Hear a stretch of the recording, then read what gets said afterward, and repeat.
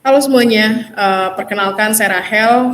Di sini saya akan mempresentasikan bersama tim saya tentang program perpustakaan yang kami pilih dari soal UTS-nya Bu Widya.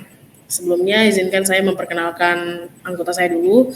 Anggota saya ada Okta dan juga Chandra. Nah, jadi kita langsung mulai aja ya. Di sini kita membuat program perpustakaan STIMIK Primakara, STIMIK tercinta ya. Nah, untuk pertama tampilan awalnya itu seperti ini, yang dimana kita punya kode buku, nama buku, tarif buku, dan dalam satunya gini ada beberapa data, yaitu di dalam kode bukunya ada 4 data, 1, 2, 3, 4. Lalu nama bukunya juga ada 4 data, ada Laskar Pelangi, buku pekerja keras, tutorial masak, dan juga IPA. Dan untuk tarifnya pun kita punya 4. Nah, sekarang di sini kita pertama-tama akan masuk ke halaman yang namanya bisa dibilang halaman login ya, halaman awal gitu. Nah, di sini kita ada nama peminjam buku. Kita inputin aja deh, misalnya nama saya Rahel. Kode buku yang dipinjam 1. Sebelumnya saya mau jelaskan dulu tentang tipe data yang dipakai. Nah, tipe data yang kami pakai ini adalah tipe data string untuk di bagian nama pinjam bukunya. Kenapa bagian ini kita pakaikan tipe data string? Karena bagian ini tuh cuman diinputkan oleh teks, jadi nggak ada program hitung-menghitungnya lah. Nah, lalu untuk yang kedua ada kode buku yang dipinjam. Di sini kita memakai tipe data integer. Kenapa kita memakai tipe data integer? Karena tipe data ini yang memproses bilangan bulat gitu loh. Jadi setiap tipe data ada fungsinya masing-masing ya. Sekarang saya coba enter lagi. Lama pinjam per hari, misalnya kita tulis 5. Nah, untuk lama peminjamnya lagi nih, ini kita pakai tipe data integer. Sama seperti kode bukunya, karena kita menginputkan bilangan bulat.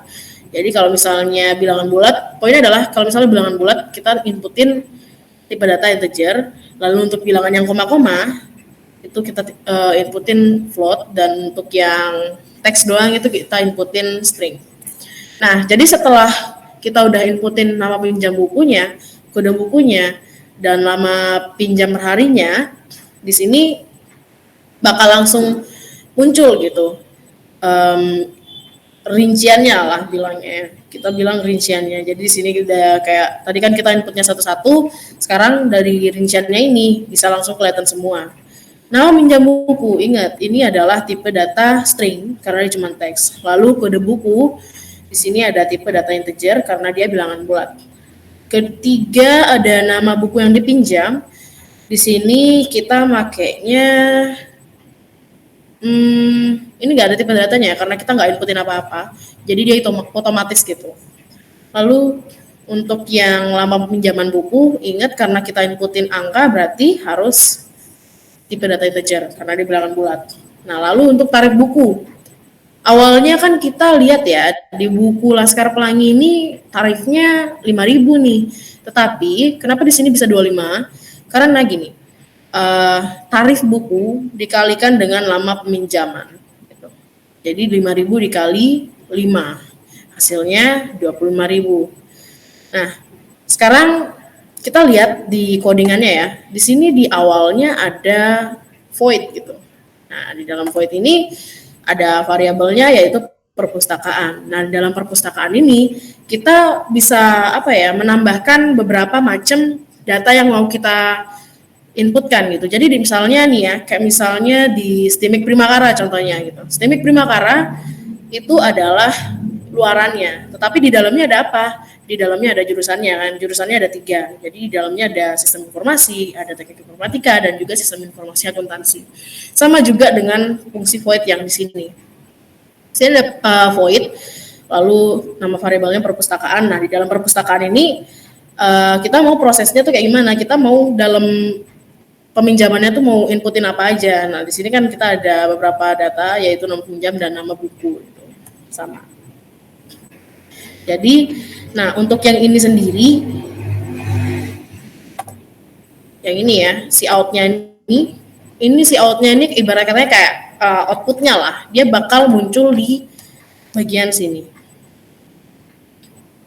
Sini.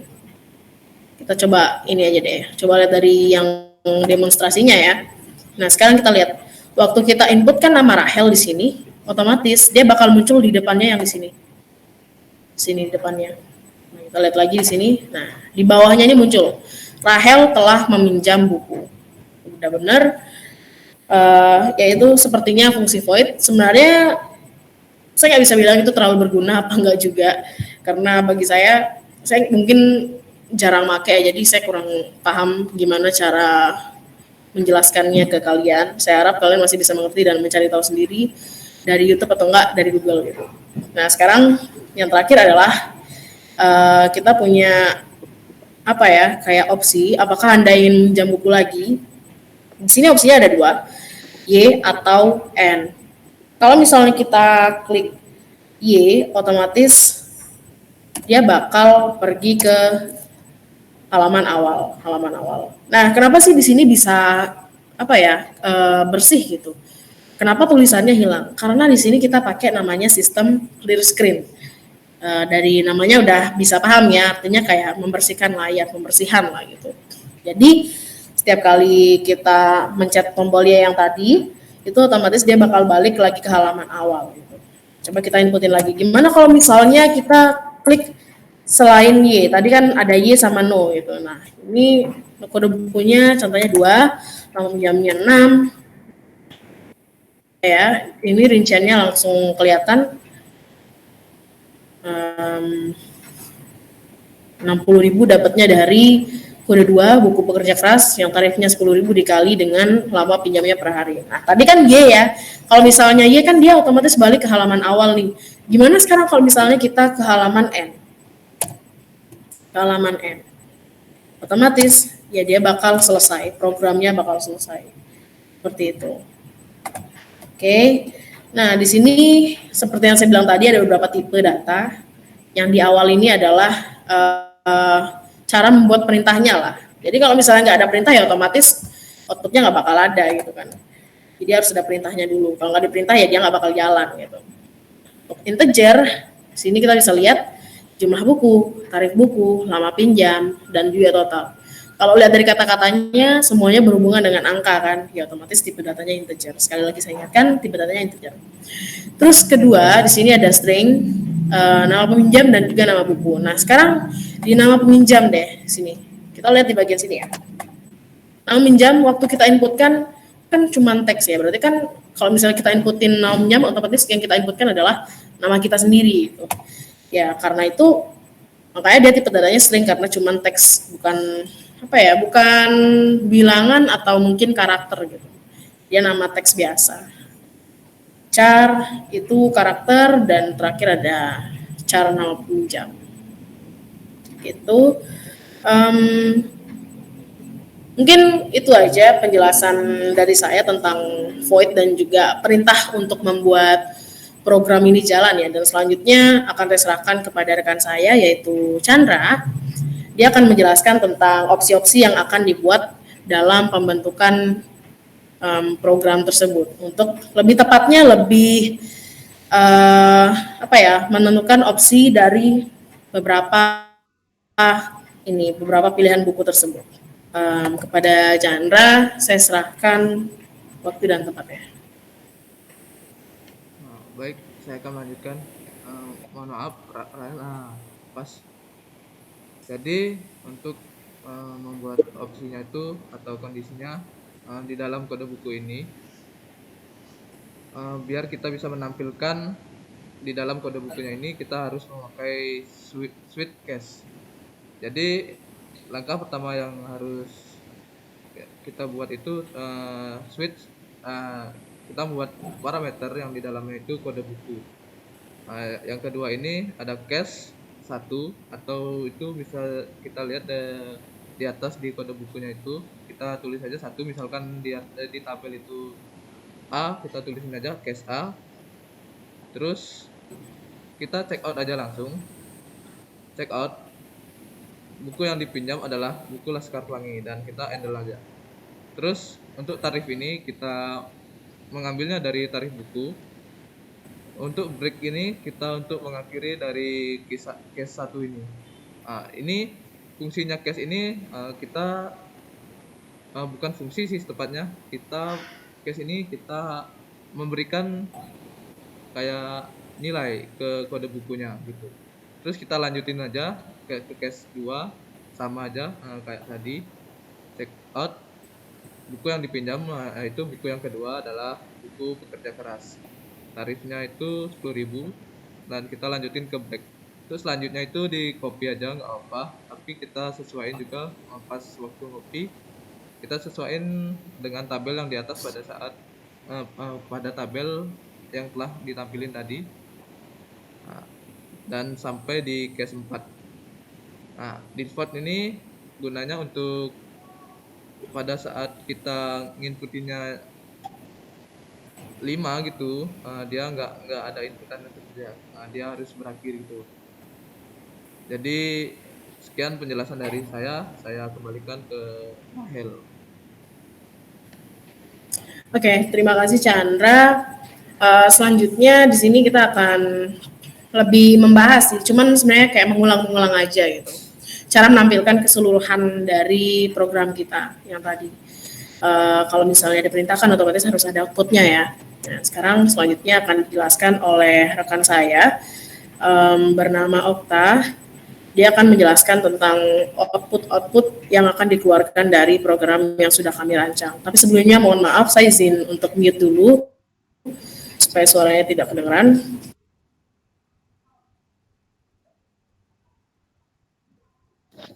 Baik, di sini saya akan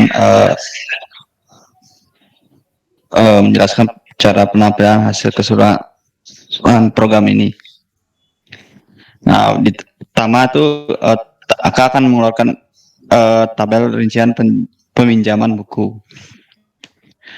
Nah, si out yang pertama yang keluar itu adalah nama peminjaman buku. Maka outputnya itu nama peminjaman. Lalu plus handle agar ya kelihatan biar rapi. Nah, si out yang kedua yaitu kode buku yang dipinjam. Nah, outputnya nanti masukkan seperti yang tadi kode bukunya dan juga masukkan handle agar rapi. Dan si out yang ketiga itu nama buku yang dipinjam. Nah, di sini biasanya kalau di rincian peminjaman itu kan maka akan keluar kode yang kita masukkan itu akan di rincian peminjaman itu akan keluar kode nomornya itu. Ini agar bisa menampilkan juga nama bukunya, maka kita masukkan nama buku. Nah di bawahnya ini lah kita akan menggunakan program if dan else if. Nah jika if pilih kode pertama, kode 1, maka si out-nya itu akan menampilkan buku Laskar Pelangi. Nah, kalau else if kode 2, maka si out-nya akan menampilkan buku Pekerja Keras. Selanjutnya else if kode 3, masukkan kode 3, maka si out-nya akan menampilkan buku tutorial masak. Dan yang terakhir yaitu else, maka yang terakhir si out-nya itu akan menampilkan buku IPA. Dan juga sebelum itu kita tambah juga handles-nya agar kelihatan rapi. Nah, selanjutnya si out nama peminjaman buku harian. Nah, kita akan outputkan nama peminjaman. Selanjutnya si out tarif buku selama peminjaman. Nah, di sini akan menampilkan total dari peminjaman, tarif peminjaman selama peminjaman. Nah, yang selanjutnya itu si out akan menampilkan apakah Anda ingin meminjam buku lagi. Nah, di sini jika kita memilih bukan deh, memasukkan Y, maka akan check in back atau check in kembali ke awal, akan nampilkan awal kembali. Kalau memasukkan N atau selain N aja, selain Y maksudnya, maka akan menampilkan terima kasih telah meminjam buku di perpustakaan Primakara. Segitu saja yang saya sampaikan. Sekian, saya kembalikan kepada teman saya. Oke, terima kasih rekan saya bernama Okta. Mungkin sekian aja penjelasan dari kelompok kami. Banyak kekurangannya dan mungkin ada kurangnya pemahaman materi dari kami. Mohon dimaafkan dan bila ada kesalahan kata, kami mohon maaf yang sebesar-besarnya. Sekian presentasi dari kelompok kami. Saya ucapkan terima kasih.